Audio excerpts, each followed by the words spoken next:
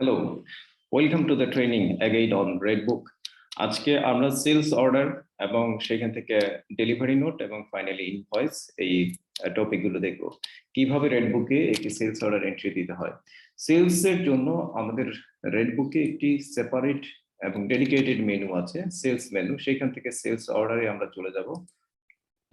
তারপর আমরা একজন কাস্টমার সিলেক্ট করব এবং এর জন্য আমরা নিচে যে আইটেম দেবো তার আইটেমের জন্য একটি সেলস অ্যাকাউন্ট সিলেক্ট করব।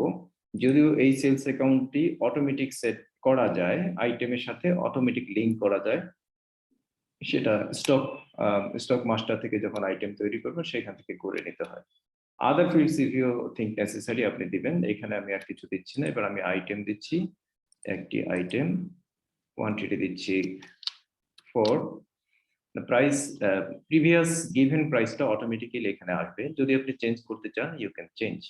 প্লাস বাটনে ক্লিক করে আরেকটি লাইন ওপেন করলাম, তারপর আরেকটি প্রোডাক্ট এন্ড এটা 3 পিস দিলাম, প্রিভিয়াস প্রাইস অটোমেটিক্যালি চলে এলো।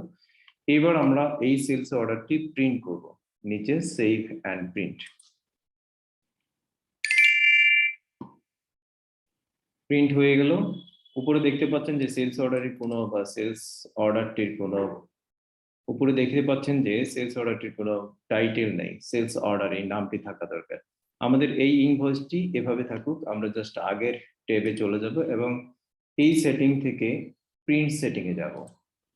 প্রিন্ট সেটিং এ ইনভয়েস টাইটেলটি আমরা লিখে দেব সেলস, একটু বড় হাতে লিখে ফেলি, সেলস অর্ডার, সেভ।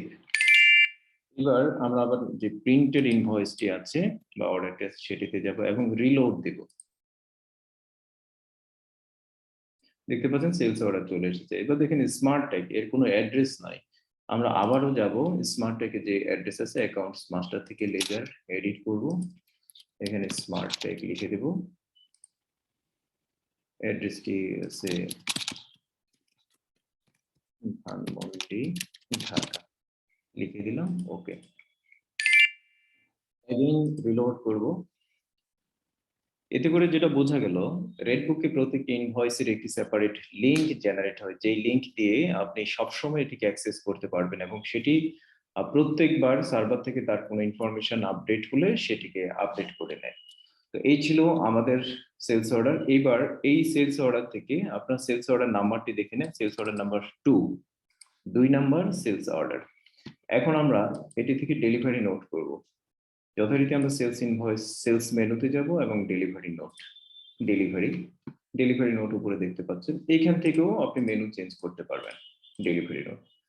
ডেলিভারি নোটে কোন কাস্টমার কি এসব কিছুই দেওয়া লাগবে না। আপনি শুধুমাত্র সেলস অর্ডারে ক্লিক করে 2 নাম্বার মানে পেন্ডিং সেলস অর্ডার গুলো এখানে থাকবে, যেগুলো ডেলিভার্ড হয়ে যাবে এই লিস্টে আসবে না।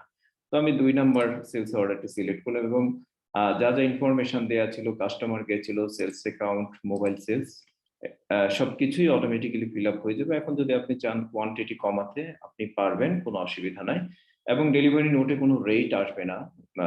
আপনারা জানেন যে ডেলিভারি নোটে রেট থাকে না, অ্যামাউন্ট থাকে না। This is just delivery note ও ডেলিভারি চালান। এইবার আমরা সেভ এন্ড প্রিন্ট দিচ্ছি অ্যাগেইন।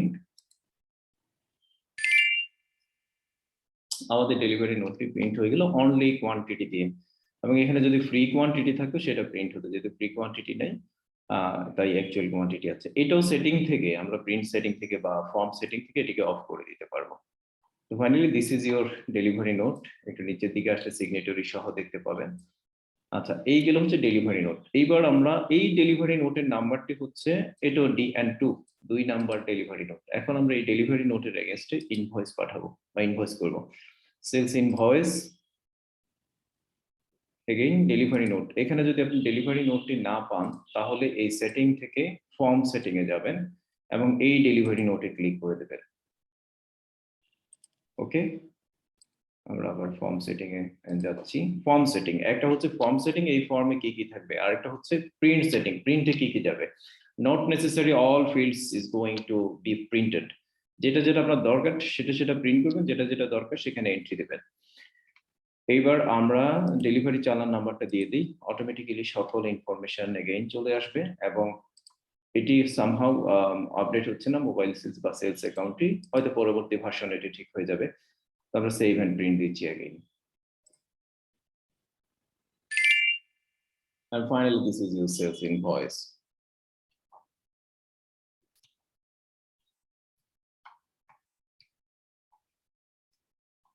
এবং এই সেলস ইনভয়েসে আপনারা দেখতে পাচ্ছেন যে একটি কিউআর কোড রয়েছে, যেটি স্ক্যান করে আপনি এই সেলস ইনভয়েসটি লাইভ দেখতে পাবেন।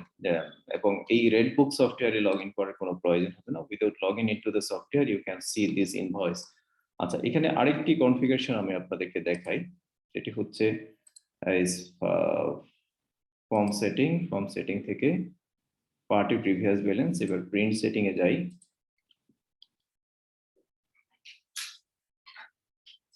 প্রিন্ট সেটিং, স্টিল আমি ফর্ম সেটিং এ আছি। আচ্ছা, এটিকে অফ করি। Form setting off, print setting, previous balance. এই প্রিভিয়াস ব্যালেন্সটি হচ্ছে আপনারা জানেন যে আপনারা যখন একটি পার্টির সাথে লেনদেন করেন, এই ইনভয়েসের আগে তার সাথে কি ব্যালেন্স ছিল, সেই ব্যালেন্সটি চাইলে আমরা ইনভয়েসে প্রিন্ট করতে পারি। এবার আমি প্রিভিয়াস ব্যালেন্সটি এনাবল করে দিলাম। এখন হচ্ছে আবার আগের ইনভয়েসটি আনলাম। দেখেন এখানে এই ইনভয়েসের টোটাল ভ্যালু দেখাচ্ছে। এখন যদি আমরা এটিকে আবার রিলোড দেই, তাহলে প্রিভিয়াস ব্যালেন্সটি সহ আসছে। প্রিভিয়াস ব্যালেন্স নেগেটিভ ছিল, তাই প্লাস মাইনাস হয়ে যা থাকা উচিত তাই আছে। তো এইভাবে আপনারা delivery note from the sales order and finally sales invoice করে এর ইফেক্ট দেখতে পারেন। ইফেক্ট দেখার জন্য আমরা ডেফিনেটলি স্টক রিপোর্টে যাব, আইটেম ওয়াইজ রিপোর্ট দেখবে যে আমরা যে কাজটি করেছি। যদি আমরা আগে দেখে নিলে বেটার হতো যে আগে কি ছিল এখন কি হলো। এনিওয়ে, তারপর আমরা দেখতে পাবো যে আমাদের এই দুইটি আইটেমের ওপেনিং স্টক এই পিরিয়ডের মধ্যে ওপেনিং স্টক এই ছিল, আমরা পারচেজ করেছি এই, ফাইনালি সেলস করেছি, রাইট, সেলস, এই সেলস এর কলামে 4 piece 6 piece, the closing balance. তো আজকে এই পর্যন্তই। আমরা ছোট ছোট আকারে ট্রেনিং গুলো শেষ করি। সবাই ভালো থাকবেন, সুস্থ থাকবেন এবং আপনাদের ফিডব্যাক দিবেন। এবং ভালো লাগলে ডেফিনেটলি এই রেডবুক ইনফরমেশন অন্যদের কাছে শেয়ার করবেন। এবং কোনো পার্ট যদি আপনাদের মনে হয় যে রেডবুকে ইজ নট পারফেক্ট, আপনারা আমাদেরকে জানাবেন, আমরা ইনশাআল্লাহ ডেভেলপ করার চেষ্টা করব। Thank you very much.